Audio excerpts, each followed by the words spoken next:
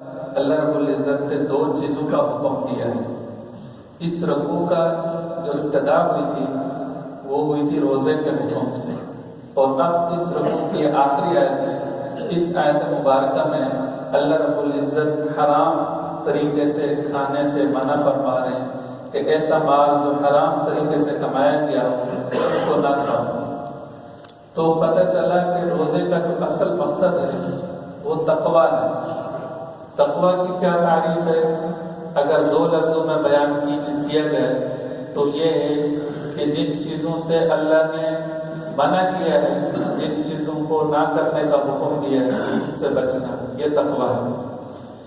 تو یہاں پر اللہ رب العزت نے دو حکم بیان فرمائے، فرماتے ہیں وَلَا تَأْكُلُوا أَمْوَالَكُمْ بَيْنَكُمْ بِالْبَاطِلِ، اور آپس میں ایک دوسرے کے مال ناحق مت کھاؤ، یعنی ناحق طریقے سے دوسرے کا مال کھانا، چاہے وہ چوری کے ذریعے ہو، ڈاکہ ڈال کر ہو، یا کسی کا حق غصب کر کر ہو، اور کسی بھی ناجائز طریقے سے دوسرے کا مال کھانا یہ حرام ہے۔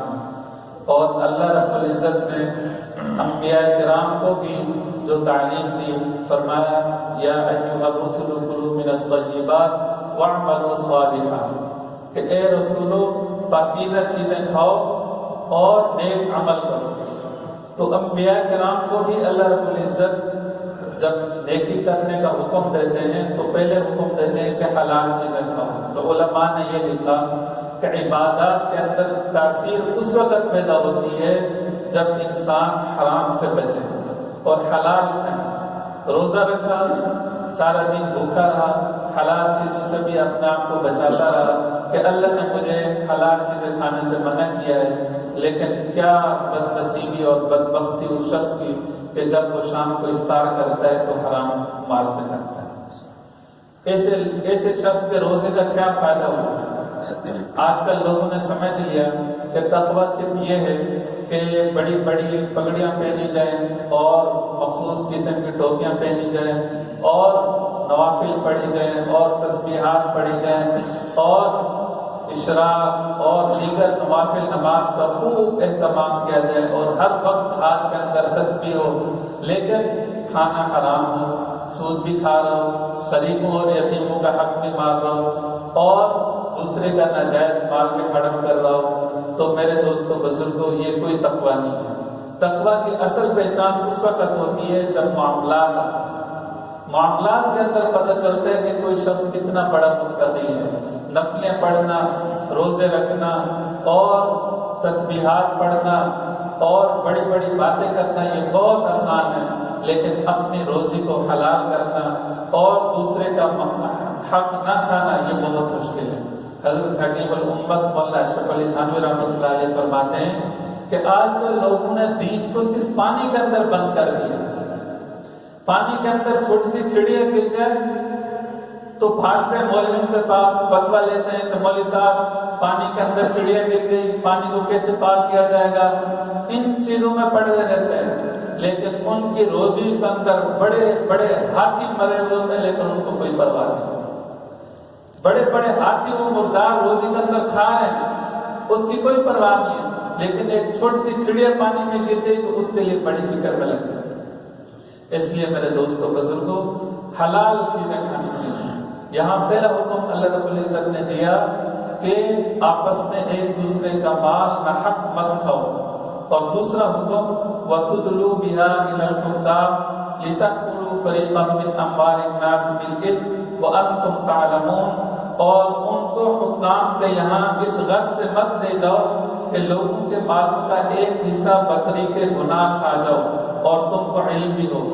دوسرا حکم یہ دیا، پہلا حکم تو یہ تھا کہ دوسرے کا حق مال ناحق طریقے سے مت کھاؤ، اور دوسرا یہ کہ یہ مال حکام کے پاس مت لے جاؤ۔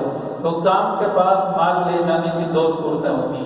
پہلی صورت یہ ہے کہ آپ حکام کو، قاضی کو اور کسی اور کو رشوت دے کر آپ کوئی دوسرے کا حق مار لیں۔ کوئی چیز ہے، کوئی جگہ ہے، وہ آپ کی نہیں ہے، کسی اور کی ہے، لیکن آپ نے سرکاری افسروں کو پیسہ کھلایا اور اس کا حق اپنے نام کروا لیا۔ تو یہ بھی ایک صورت ہے رشوت کھانا. تو رسول اللہ صلی اللہ علیہ وسلم نے لعنت فرمائی، اور لعنت سے رشوت کھانے والے پر نہیں بلکہ 3 لوگوں پر لعنت فرمائی. حضرت عائشہ رضی اللہ تعالیٰ عنہ فرماتی ہیں لعن رسول اللہ صلی اللہ علیہ وسلم علی الغاشی والمرتشی والذی یعمل بینہما، کہ رسول اللہ صلی اللہ علیہ وسلم نے لعنت فرمائی رشوت لینے والے پر بھی، دینے والے پر بھی، اور جو ان کے درمیان دلالی کا کام کرتا ہے اس کے اوپر بھی لعنت ہے. آج کل لوگ بڑے صاحب جو ہوتے ہیں وہ خود براہ راست آ کر آپ سے نہیں رشوت لیتے، بلکہ ان کے چپڑاسی ہوتے ہیں، وہ واسطے ہوتے ہیں بیچ میں. تو یاد رکھیں 3 کے اوپر اللہ کے حبیب صلی اللہ علیہ وسلم نے لعنت فرمائی. اور دوسری روایت میں رسول اللہ صلی اللہ علیہ وسلم نے فرمایا کل لحم انبتہ السحت فالنار اولی بہ، کہ ہر وہ گوشت جو سحت سے بنا ہو تو وہ آگ میں جلنے کے زیادہ حقدار ہے. صحابہ کرام رضی اللہ تعالیٰ عنہ نے پوچھا یا رسول اللہ سحت کیا ہے؟ تو آپ صلی اللہ علیہ وسلم نے فرمایا الرشوہ، کہ سحت جو ہے وہ رشوت ہے، کہ ہر وہ گوشت جو رشوت کے پیسے سے پلا ہو، رشوت کے پیسے سے اس کی بڑھوتری ہوئی ہو، تو فرمایا کہ وہ آگ میں جلنے کا زیادہ حقدار ہے. تو حکام کے پاس مال کو لے جانے کی ایک تو یہ صورت تھی کہ آپ رشوت دے کر کوئی کام کروا لیں، اپنے نام کروا لیں، کسی اور کے حق ہو. اور دوسری صورت یہ ہوتی ہے کہ رشوت کے بغیر بعض لوگ ایسے ہوتے ہیں کہ وہ قانون کی چال بازی سمجھتے ہیں، وہ بہت چالاک ہوتے ہیں، بہت ہوشیار ہوتے ہیں. تو کوئی بھی کسی کے ساتھ ان کا معاملہ ہوتا ہے تو وہ فوراً عدالت میں جاتے ہیں اور کوئی اچھا سا وکیل کرتے ہیں، اور وکیل جو ہے چال بازی کے ساتھ اور بہت ہوشیار قسم کا وکیل ہوتا ہے تو وہ دوسرے کا حق اپنے نام کروا لیتا ہے، کہتا ہے مجھے تو عدالت نے فیصلہ کر دیا. تو یاد رکھیں اگر کوئی وکیل چال باز ہو اور اس کی وجہ سے اس کے دلائل سن کر قاضی نے کسی اور کی چیز آپ کو دے دی تو وہ آپ کے لیے حلال نہیں ہوئی.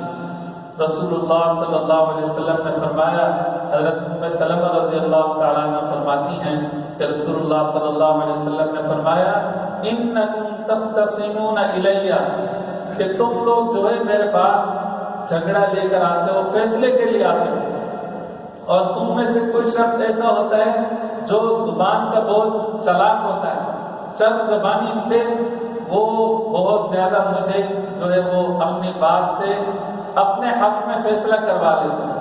اور دوسرا جو ہوتا ہے جو حق پر ہوتا ہے لیکن چونکہ اس کو بولنے کا طریقہ نہیں آتا، وہ بیچارہ کمزور ہوتا ہے. تو اگر میں کسی کا حق فمن اقضى له بحق اخيه فاقضى له قطعة من النار، کہ اگر میں کسی کے دلائل سے متاثر ہو کر اس کے بھائی کا حق اس کو دے دوں تو یہ ایسا سمجھے کہ میں نے اس کے لیے جہنم کا ایک ٹکڑا اس کو دے دیا. تو جب رسول اللہ صلی اللہ علیہ وسلم بھی اگر فیصلہ کر دیں اور وہ فیصلہ وہ کسی اور کے حق میں، لیکن ایک شخص جو ہے وہ دلائل سے اور آپ صلی اللہ علیہ وسلم کے سامنے چرب زبانی سے وہ اپنے حق میں فیصلہ کروا لے، اس پر جب یہ بعید ہے. تو آج کل کے عدالتوں کے اندر جو لوگ جا کر وہ ہوشیار قسم کا وکیل کر کے اپنے حق میں فیصلہ کروا لیتے ہیں، دوسرے کی چیز اپنے نام کروا لیتے ہیں، تو ایسے شخص کو اللہ سے ڈرنا چاہیے، اللہ کے رسول سے ڈرنا چاہیے. اللہ رب العزت ہم سب کو ان باتوں پر عمل کرنے کی توفیق نصیب فرمائے اور حرام سے ہم سب کی حفاظت فرمائے، حلال کھانے کی ہم سب کو توفیق نصیب فرمائے. وآخر دعوانا ان الحمد للہ رب العالمین.